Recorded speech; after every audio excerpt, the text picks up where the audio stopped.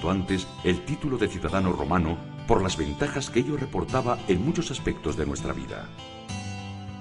Con frecuencia adoptábamos el nombre del personaje político que lo había propiciado. Así os podéis explicar que mi nombre, Pompeyo, sea tan común entre mis compañeros. Resulta que este general romano, opositor de César, había sido el vencedor en la última rebelión celtibérica. Es curioso con qué facilidad nos adaptamos a las costumbres de los conquistadores.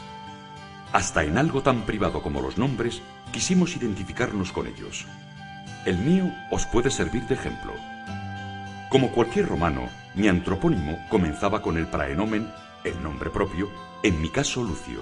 A continuación venía el nomen, la designación de la familia, la gens. El mío es Pompeyo, y ya os he explicado a qué se debe. Le seguía el cognomen, un nombre adicional que servía para separarnos dentro de una familia.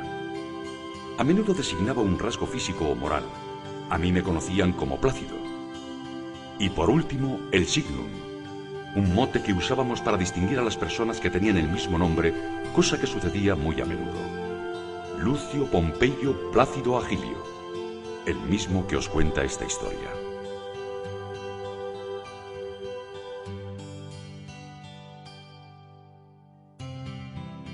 Aparte de construir bellas casas y lujosos mausoleos al estilo romano, teníamos una manera mucho más ostentosa de proclamar la importancia de nuestra familia.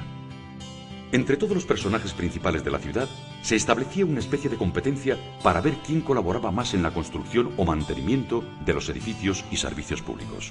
El foro era el lugar más representativo de toda la ciudad, su alma pública, allí donde intentábamos levantar los edificios más solemnes y donde manifestábamos con plenitud nuestra voluntad de ser romanos. Siguiendo el precepto romano de que las leyes tenían que ponerse en conocimiento de todas las personas para que pudieran ser cumplidas, en las paredes del foro, sobre bronce inmortal, quisimos dejar constancia de ellas.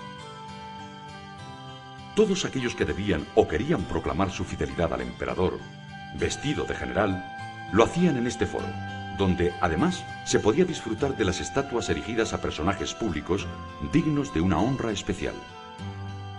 Nuestra lengua se había hecho romana. Nuestra ciudad y nuestras costumbres en poco diferían de la de otras ciudades romanas que habían alcanzado el grado de municipium. El poder de Roma, su fuerza y su cultura nos habían unificado. Los Licinio, los Pompeyo, los Docilico, nombres, familias concretas, gentes de tiermes que poníamos en contacto a esta pequeña ciudad hispana con la gran urbe, el centro del imperio, el centro del mundo. Las legiones romanas habían conquistado esta tierra, pero nosotros introdujimos en ella un nuevo modo de ser, un nuevo modo de pensar, un nuevo modo de vivir.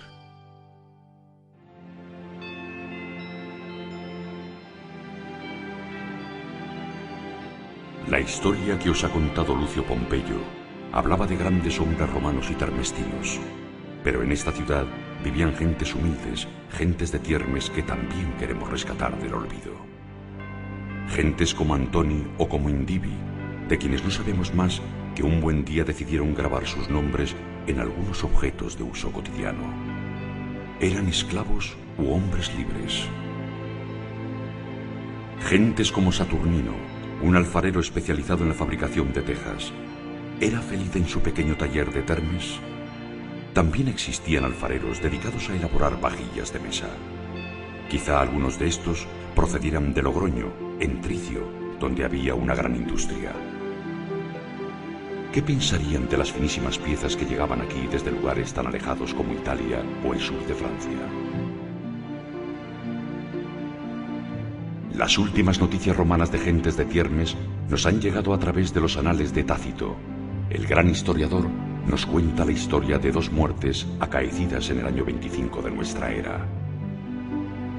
Sucedió un caso atroz en Hispania Citerior, por obra de un aldeano termestino.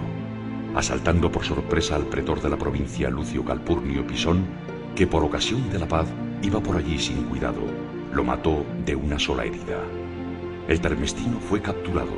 Cuando lo llevaban a tortura, se sacudió con fuerza de los guardias, se escapó y se quitó la vida golpeándose la cabeza en una piedra. Con el paso del tiempo, el brillo de Roma fue perdiendo intensidad en las provincias. Los miliarios de piedra, hitos que marcaban las vías oficiales, son testigos de esa decadencia, presencias silentes que, como este, hallado cerca del camino de Montejo a Tiermes, evocan épocas casi olvidadas, polvorientos caminos que conducían al final de un imperio. En el siglo V, un pueblo del norte, los visigodos, llegó a esta tierra y se hizo con el control militar y político de nuestra ciudad. Para entonces, Roma era una potencia que agonizaba, herida de muerte y obligada a pactar con los bárbaros.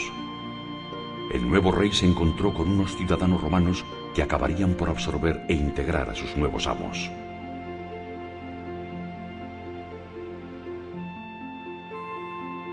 El último nombre de la Tiermes histórica es el de Domingo Martín, posible autor de las estatuas del interior del pórtico de la ermita. Estos cuerpos sin cabeza anuncian lacónicamente: «Dad y se os dará. Domingo Martín me hizo. Año de 1182». Y en estas palabras, en este nombre, ya resuenan los ecos de la Edad Media. Ecos de armaduras y batallas, de hombres a caballo como aquellas mesnadas del Cid, camino del destierro, pasando cerca de Tiermes o de Agriza, que es como se conocía entonces a nuestra ciudad. Agriza, la agujereada, quizá por la presencia de abundantes cuevas en la zona.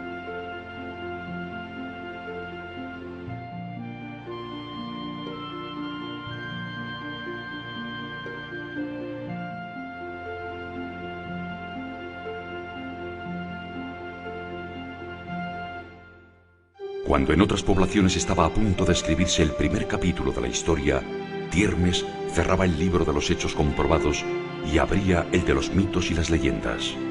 Unas leyendas que historiadores y antropólogos han utilizado para interpretar el carácter de los pueblos a través de los siglos.